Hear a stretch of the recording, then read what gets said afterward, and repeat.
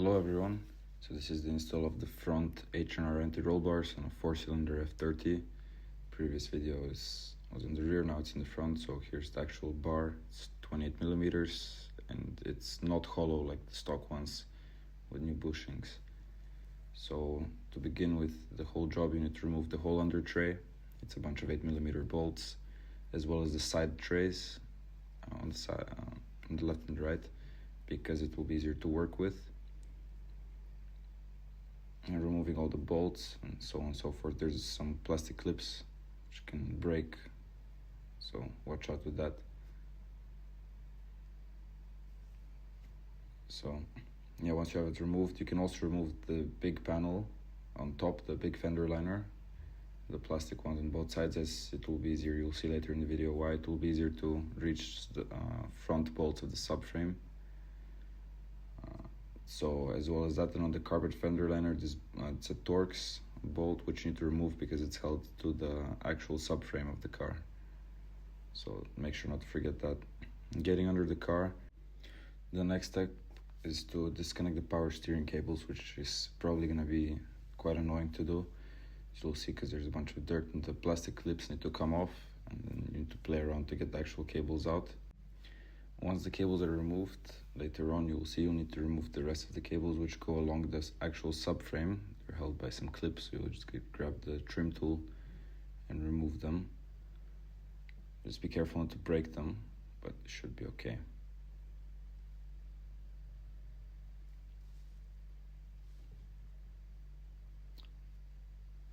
This side piece as well needs to be removed just for access. Before you start, don't forget to disconnect your battery and then get the red restraining clips out in order to be able to press them.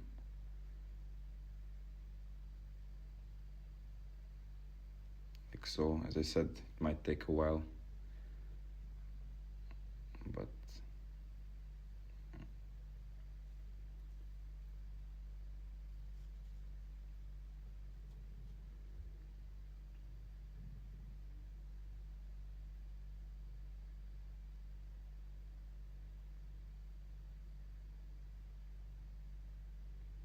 so as you can see, you just press them out.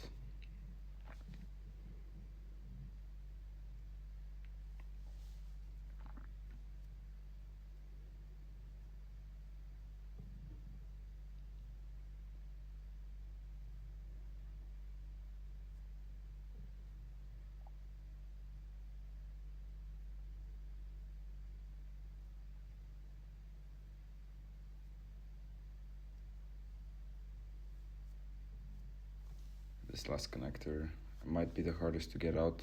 Just play around with it a bit till you get it out.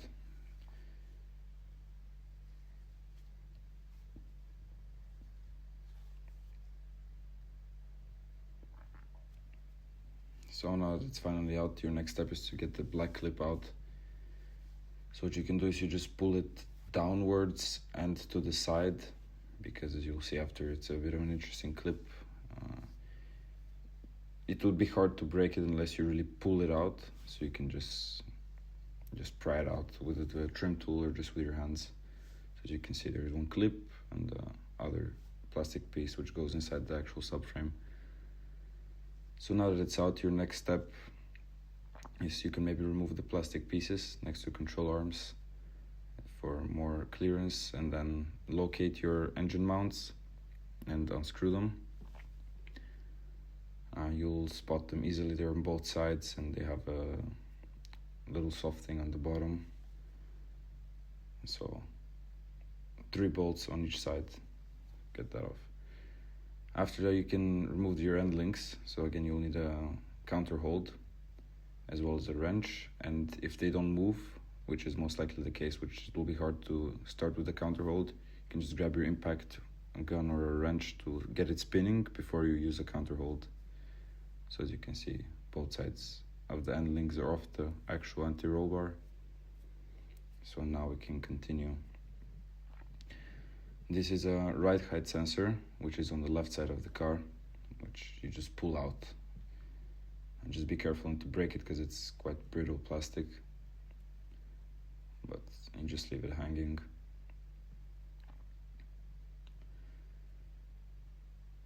After that, you need to remove the bolt, which is, there you can see a bit inside. It's quite hard to reach, but you can get a wrench in. So this is for your power steering.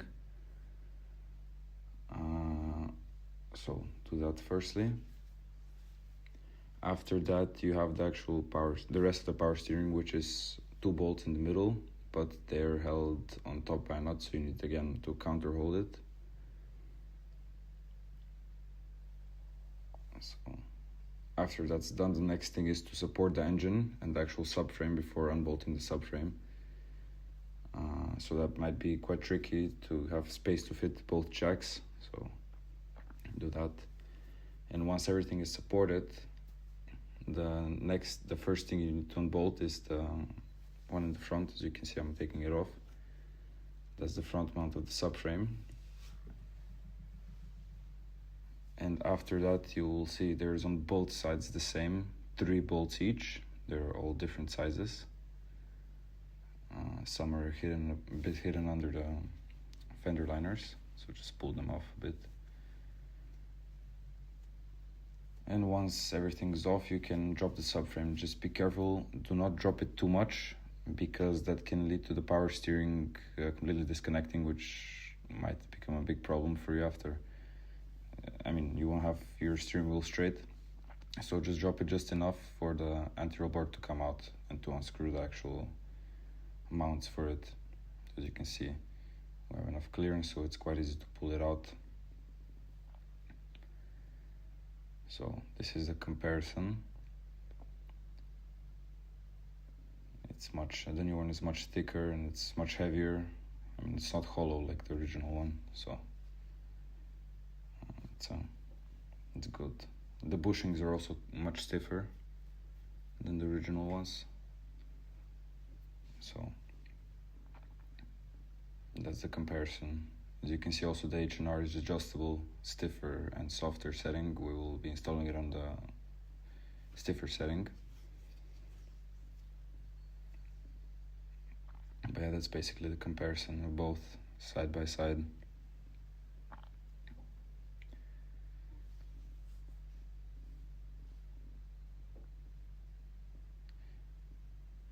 So now this is pretty much, you can see how much clearance we used to do this install. And we decided to refresh the clamps a bit. It's not really necessary, but here you go. And once you have them, put them on the actual anti-roll bar before you get it in, because you can see when we put them in, but not completely in, so it's really hard to get them into the place to screw them back on.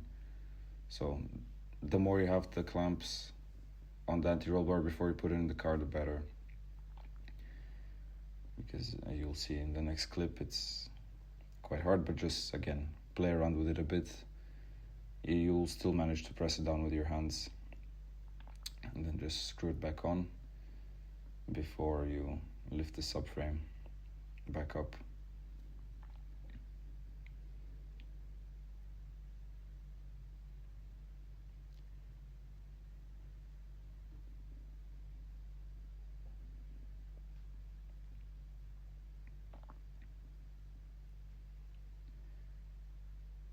So now it's installed. The clamps are installed as well as the end links. The clamps are still not tightened completely, but it will be done shortly. So what you can do with the end links, actually you can connect them a bit later after the subframe is back on. And now with the subframe, lifting it back on might be a little tricky, so what we did in the end, we played around with it, and the best course of action is to get the middle bolts under the car first, because everything comes into place, and then bolt everything up together. As you can see now, it's already done. It's all connected back up. It only goes in one way, so you won't have any problems. If it goes in, it's going in. You cannot mount it wrong. As well as be careful with the power steering, connecting it back, as when you drop the subframe it can create a little bit of a hole. As you can see now, it's already back in, but we needed to hammer it. So as you can see where it's the marks is where there was a maybe half a centimeter gap. So what we did, it was just to hammer the actual rack back up before we screw it on. And make sure not to forget that there should not be any gap. You should not see the little teeth of the actual steering rack piece. So that's basically the rest of it. Just connect the anti-roll bars to the end links, put all the plastics back up, and that's pretty much it. Test drive it, enjoy it. Thank you for watching.